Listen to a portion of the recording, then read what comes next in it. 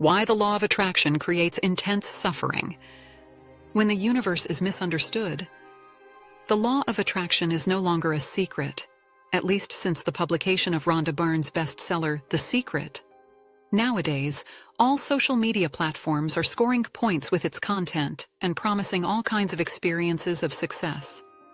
There is nothing wrong with this hype in itself. The law of attraction is a force of nature that would do quite well without advertising and PR. But knowing it can have a big impact and has already helped many people around the world to live a better life. However, everything can be exaggerated, and yes, even the good things can have too much of a good thing at some point. So it happened that after the acclaimed triumphal march that this universal law took around the world, there was a deep fall of disappointment. The law of attraction suddenly had a reputation for bringing more suffering than joy, more disappointment than fulfillment. Here we show you why this downward spiral developed and how we can avoid it in our lives. The curse of endless possibilities. Anyone who has studied the basic principles and modes of operation of the law of attraction knows that it works everywhere and at all times. It is not judgmental, has no opinion of its own about what we want, and, above all, cannot distinguish between good and bad.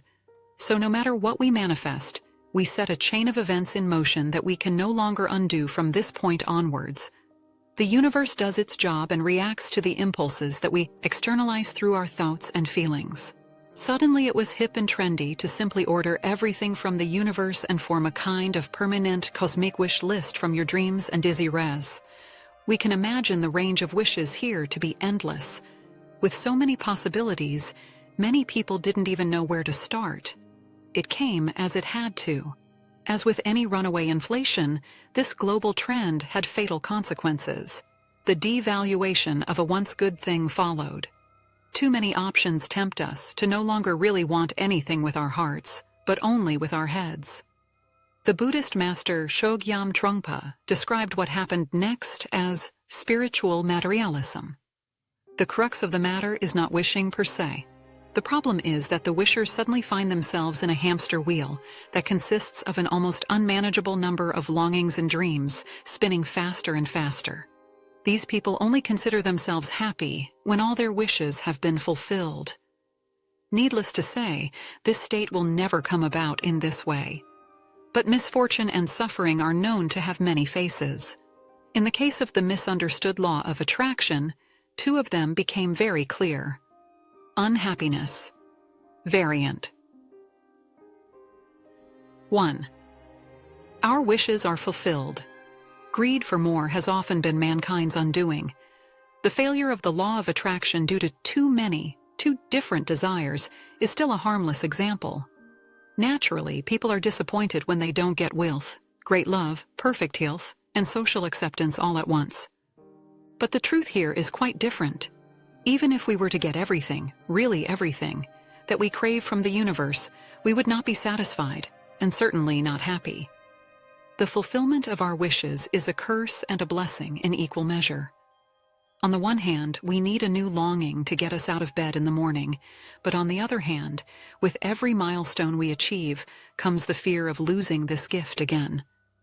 As a result, we either take the gifts of the universe for granted and underestimate them, or we panic and cling to what we have achieved with vehemence. And despair and hardship are known to be the worst vibrations we can possibly have given the way the law of attraction works. So what happens when we overuse the universal laws?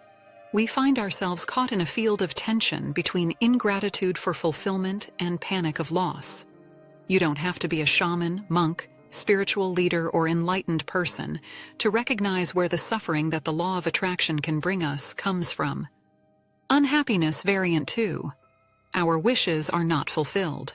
It is much more common for people to be utterly disappointed by the law of attraction. They spend weeks and months manifesting, visualizing, praying, or meditating. But it's all to no avail.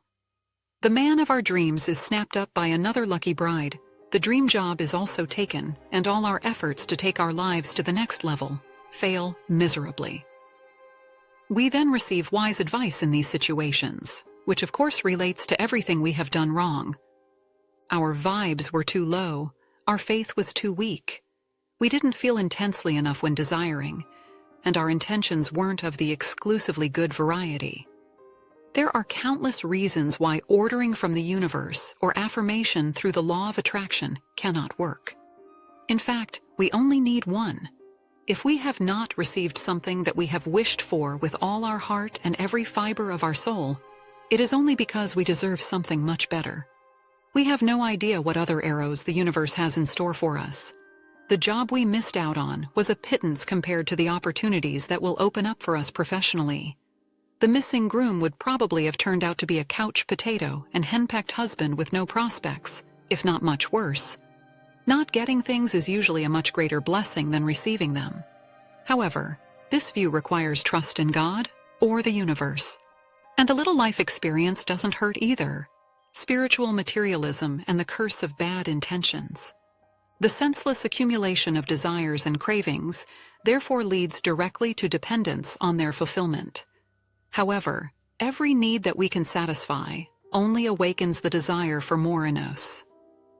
Those who do not manage to clearly define their happiness level according to the motto "this far and no further," for example, will always stagger through life in search of the ultimate kick, to finally become a satisfied person.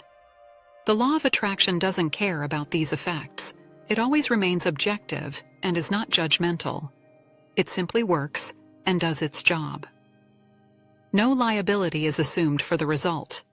This also applies if we want the right things for the wrong reasons. Karma does not appreciate it when we think we are smarter than fate or want to cheat it. So if we order an advantage for ourselves that is clearly detrimental to someone else, this wish will hardly come true. However, this is not because the law of attraction doesn't work, but because we unconsciously send out negative vibrations with these spiteful thoughts. We sabotage our dishonest intentions without even realizing it. This could be seen as a kind of universal emergency brake to prevent even more bad things from being brought out into the world than is absolutely necessary.